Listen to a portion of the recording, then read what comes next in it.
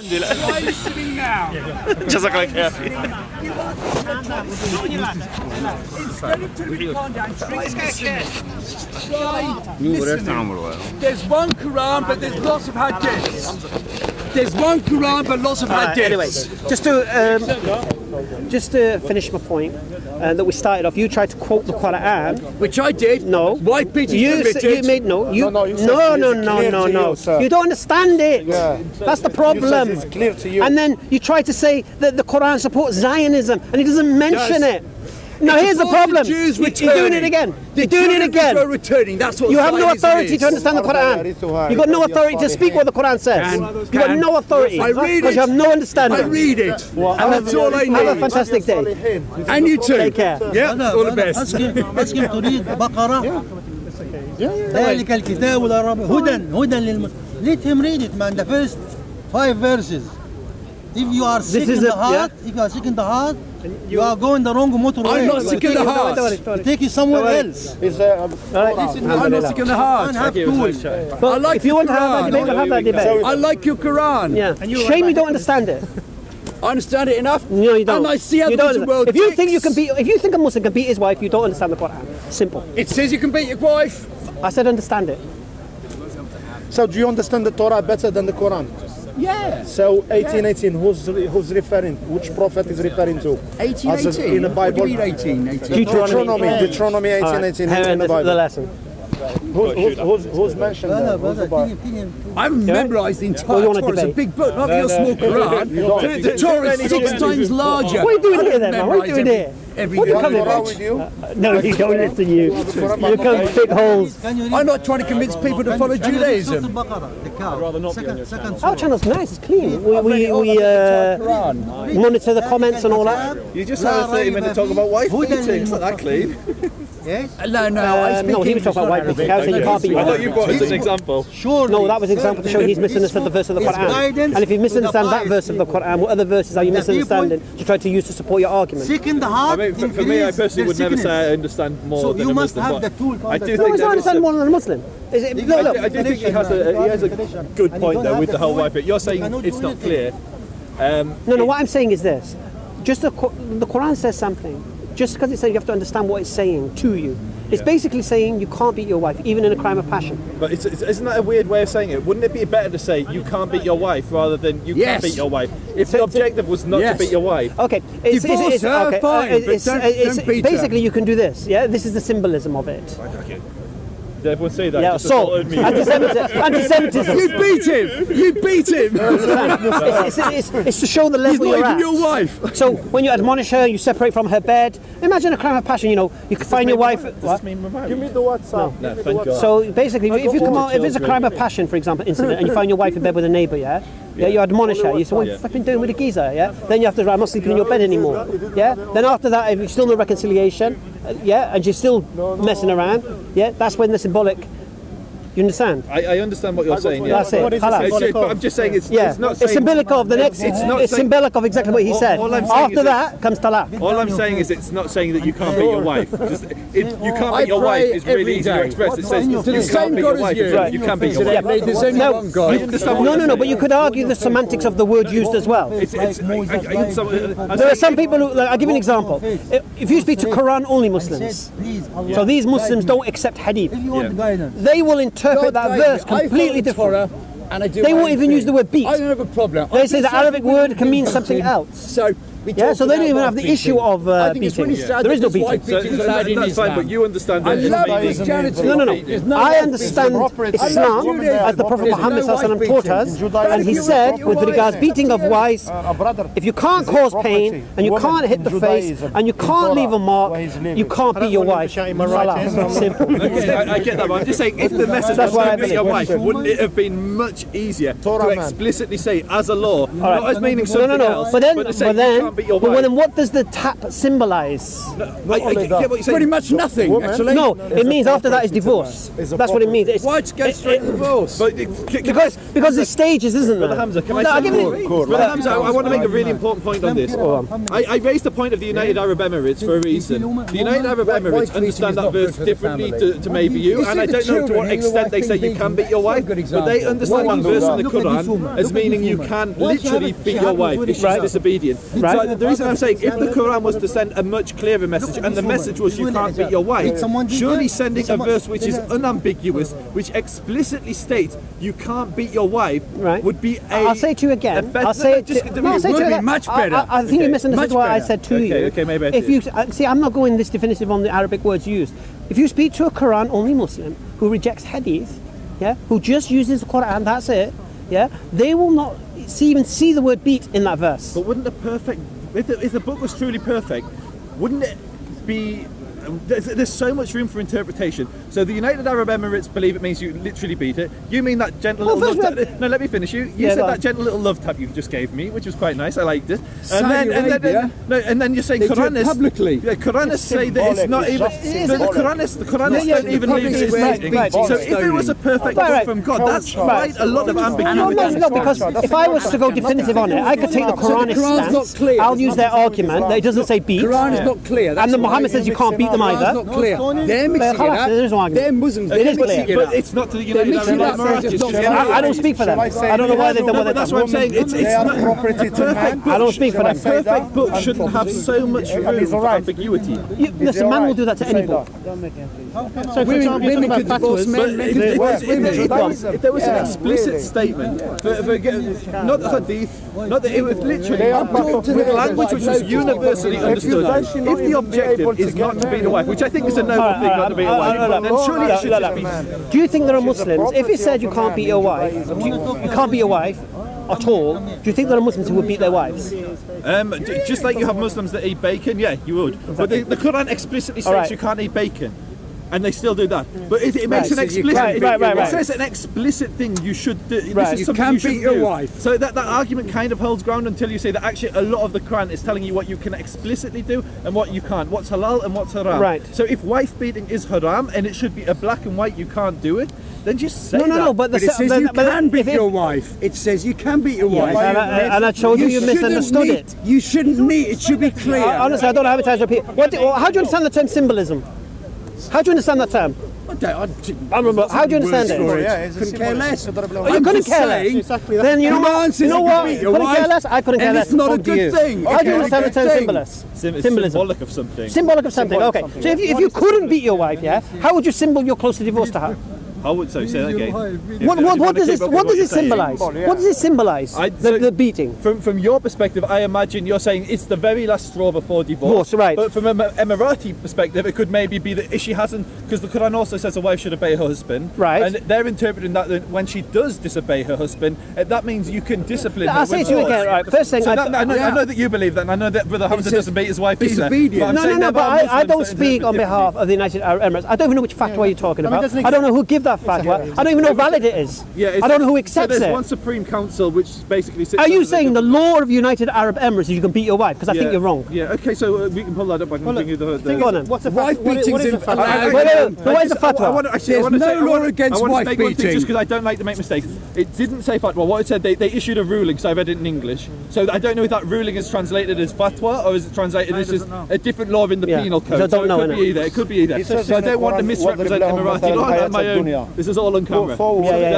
See, here's what you got to understand. If you look at the rest of the Quran, you can see how we are with our wives. We wrap ourselves in each other. Men are the twin half of women. The best of you is best of your wives, according to the Prophet Muhammad. All of these things married up, you can't beat your wife, mate, because you can't beat somebody who you're supposed to love and cherish. Quran says you can.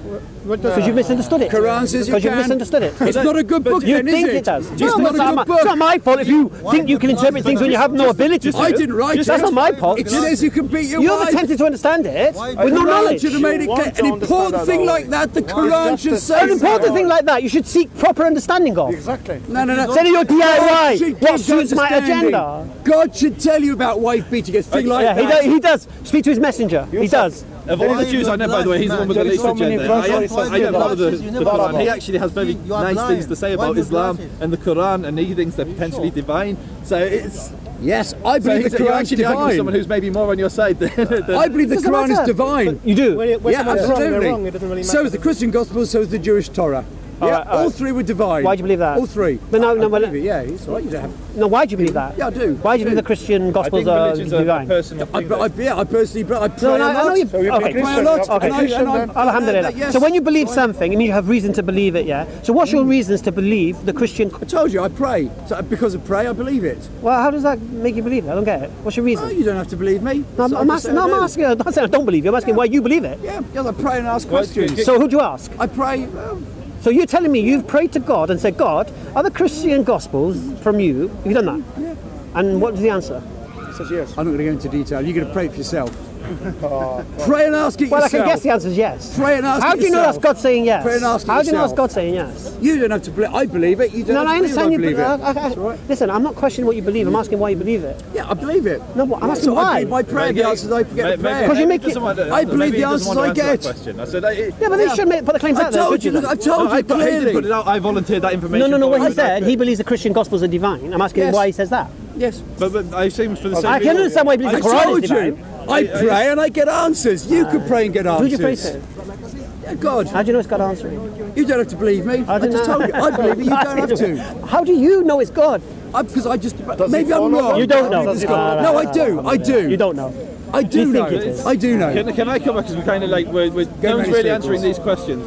I think the most important point that's come out of this conversation, for me, I found it really, really interesting, was the purpose of law. So in the Jewish Old Testament and the Torah, the laws are really explicit and they're kind of, the rabbis have some influence on how they're interpreted, but basically if the Torah says you can do something, it's permissible. If it says you can't do something, it's not permissible. If it doesn't say anything, then legal positivism says you can do it. In Islam, we're saying there's a verse in the Quran, and it's really interesting for me, I'm genuinely interested in this. It says that the verse that says you can beat, or unless you're a Quranist, then it means something else. But that actually means the actual opposite of what the verse is saying. Yes. So that for me is really, really interesting, and it doesn't seem... Look into it. It's only because if you look at the context, you've got to you can look into it. Okay. Look at the tafsir about it. Look at the hadith with regards to it. I'm listening to them. Yeah, I'll read it later. and that's how you understand the Quran. So, for instance, could somebody interpret the verse where it says you can't eat everything from the sea? Actually, it's a great example. In the Torah, it says that you can't eat anything from the sea unless it has fins and scales. Yeah, almost all streams of Islam, with the exception of Hanafi, say that actually everything from the sea is lawful because that's what the Quran says. The Quran says everything in the sea is lawful unto you. So could we exist in a world where actually that verse could mean the complete opposite, and it actually means that you can't eat everything from the sea? Depends whether or not the Prophet Muhammad elaborated on that verse. So because the Hanafi, I believe the Hanafi say that you can only eat what the Jews eat, basically. So they avoid selfish and these sorts of things. Which is what the Jews do. Yep. Is that coming from a hadith? No, but here's the thing you've got to understand. Do you understand schools of fiqh? Yeah, how they work? Yeah. You understand I don't know how they work, but I understand. No, but you understand, like, for example, Hanafi fiqh may not be from Abu Hanifa. Yeah. Do you understand that? Say again? The school of what Hanafi might teach now may not have come from Abu Hanifa. You understand that? School. I understand that things can evolve along the way and things can come in and corrupt something. Is that what you're saying? No, what I'm saying is, if you can go to Hanafi fiqh and find polar opposites on the same issue. Okay. And you're saying because those polar opposites exist, only one of them can be right. So am I keeping up with you? Sorry, you're moving forward. No, I'm just giving you an example if you're trying to go that definitive. So, for example, let's say in Hanafi fiqh they say you can't eat shellfish, you can't eat lobster, you can't eat crabs. The mic, sir. The mic, sir. Oh, is it? Oh, where's that cheeky scamp? Is that yours? Yeah. Oh my idiot! I took mine off. He's selling the audio. I'll get you a good deal.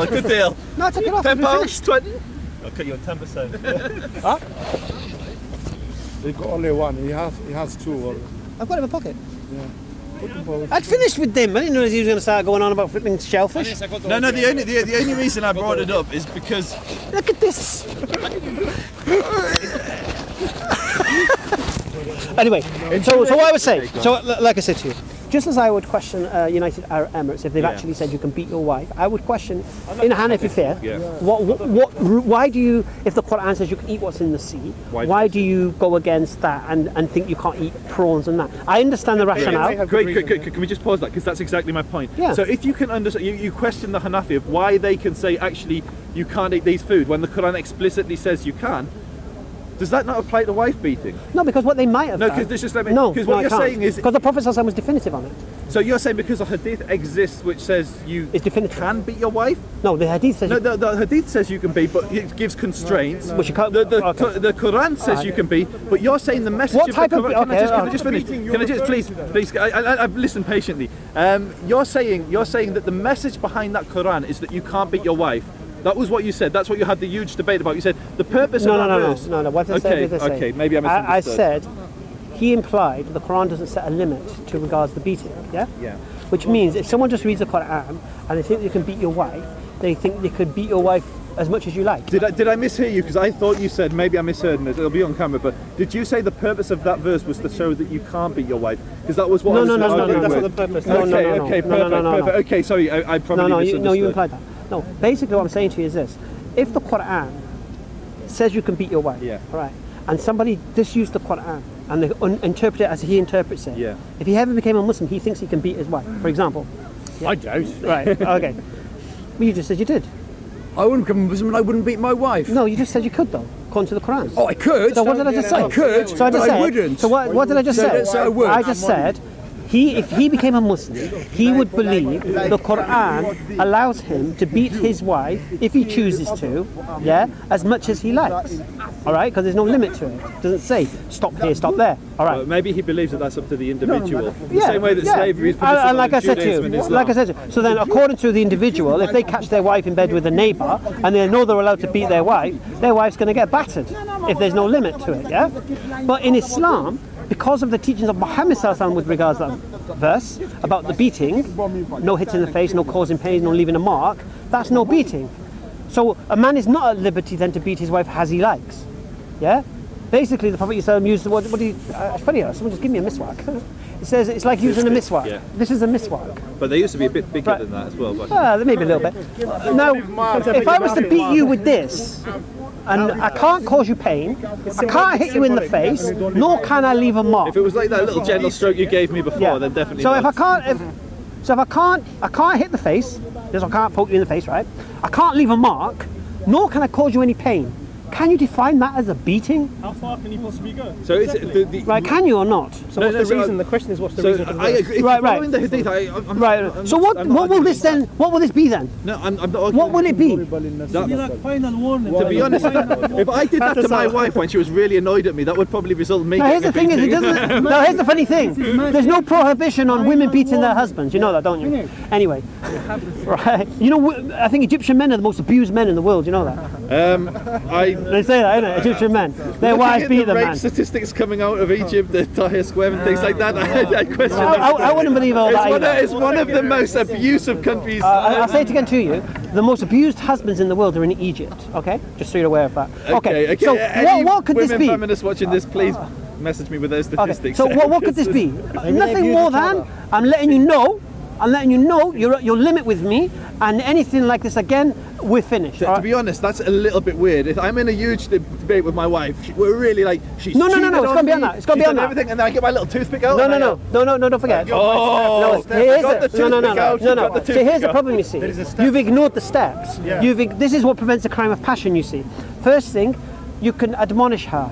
What you do, you discuss with her what's going on, which takes time, right? And then you separate yourself from her bed, so you don't sleep in the same bed as her now. It's not just one-off. And then, over time. And then, now you know. Truthfully, like with the greatest respect, and I don't mean to disrespect Islam here, but if I'm in like a huge thing about the, like, she's been cheating on me, she's stealing all my money, we've sat down, we've had a serious talk, and like I'm in tears, she's in tears, and then I pull out my toothpick and stroke her arm.